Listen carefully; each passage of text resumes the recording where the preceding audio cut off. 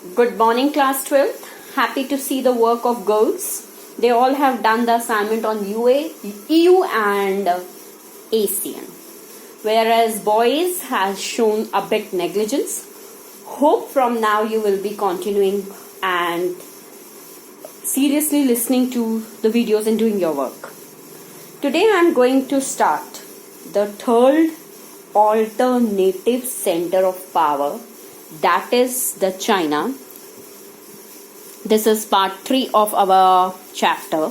When I talk about China, remember the first power was EU, the second alternative power was ASEAN, and third I am going to talk about China. BRICS not included till now as far as your books are concerned. ठीक है?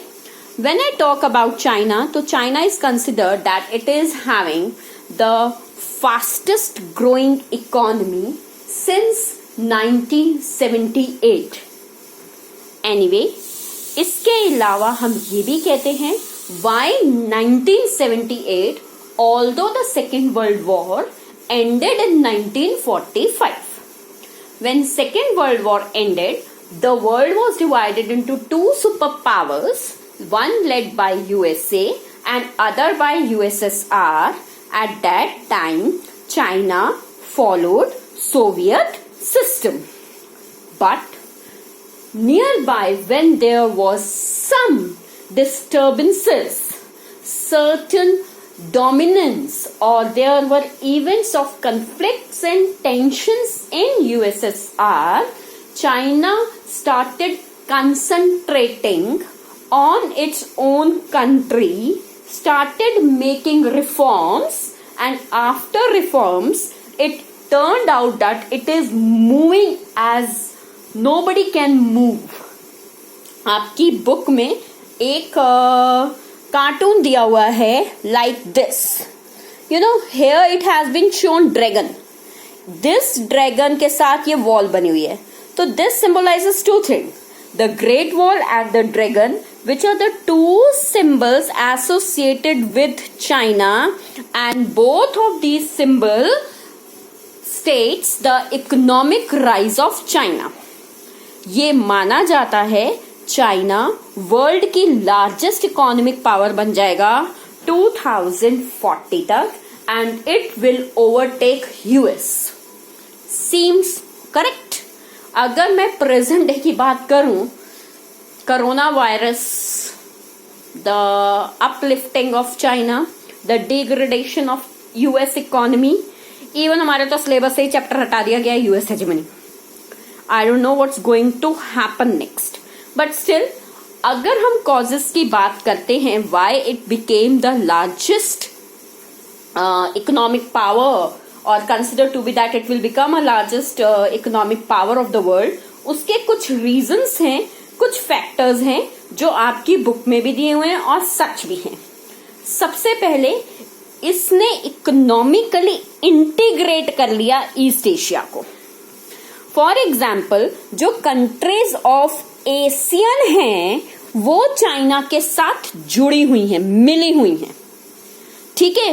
And it is working as a driver of the Asian growth, specifically the East Asian growth. Fine. Second factor comes, it is having an enormous influence on the regional affairs, specifically of East Asia. Clear? यहाँ पर जो भी cultural, जो भी diversities हैं, जो भी strength है, तो ये वहां से मिलती है. तीसरा, चाइना के कुछ अपने फैक्टर्स हैं. आप ज्योग्राफी में पढ़ते हैं that it is the most populated country.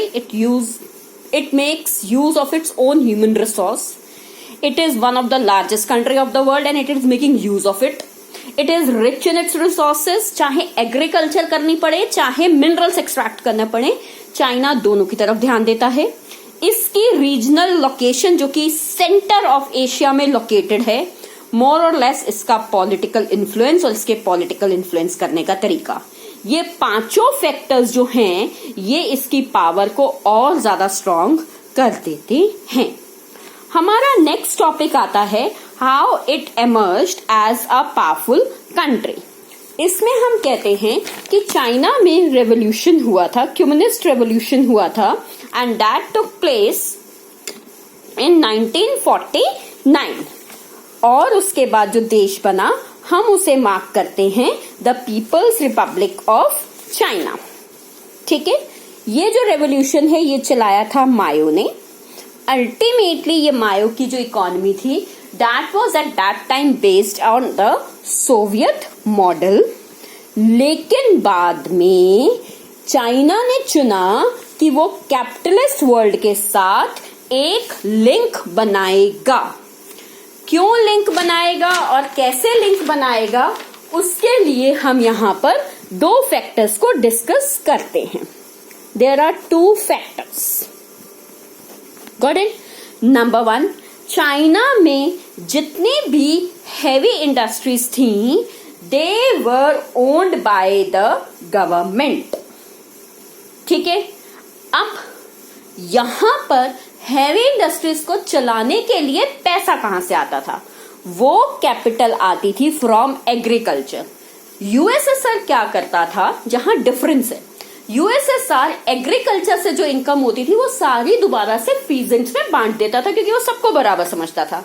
लेकिन चाइना ने गलती नहीं की, जो पैसा उसे एग्रीकल्चर से मिला उसने उसको दोबारा से री इन्वेस्ट करना शुरू कर दिया अपनी हैवी इंडस्ट्रीज में।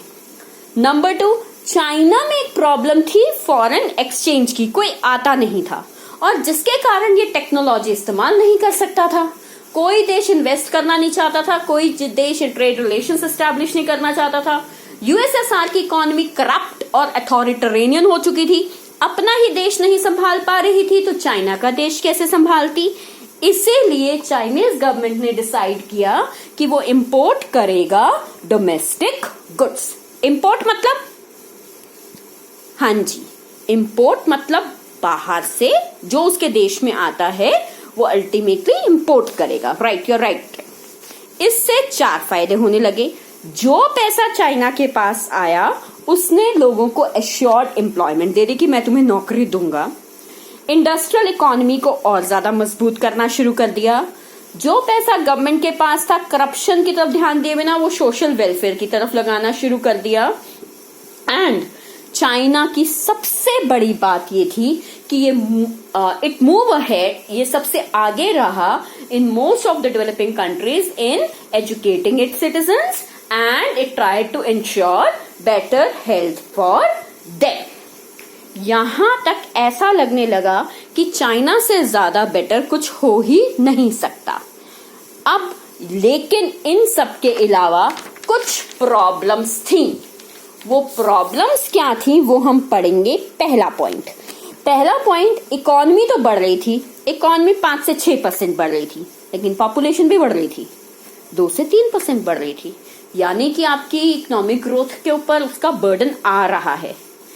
एग्रीकल्चरल प्रोडक्शन हो रही थी, इतनी हो रही थी कि अपनी इंडस्ट्रीज चलाई जा सकती थी, इतनी नहीं हो रही थी कि सब चीजें इंपोर्ट की जा सके। नंबर 3, कुछ प्रॉब्लम्स इसकी यूएसएसआर जैसी थी, जैसे कि CPC communist party of China bureaucratic थी, अथॉरिटेरियन थी, लोगों की परवाह नहीं करती थी। इंडस्ट्रियल प्रोडक्शन था लेकिन टेक्नोलॉजी ना होने के कारण, एब्सेंस ऑफ टेक्नोलॉजी होने के कारण वो स्लो था। इंटरनेशनल ट्रेड जो था वो मिनिमल था। पैसा कहां से आता? रिजल्ट पर कैपिटल इनकम, जो पर पर्सन इनकम होती है चाइना में, वो बहुत ज्यादा लो थी। इन सब में ये सारी सिचुएशन जो चाइना की रही, इट कंटिन्यूड टिल 1970s। इसके बाद क्या हुआ? We will doing our next topic.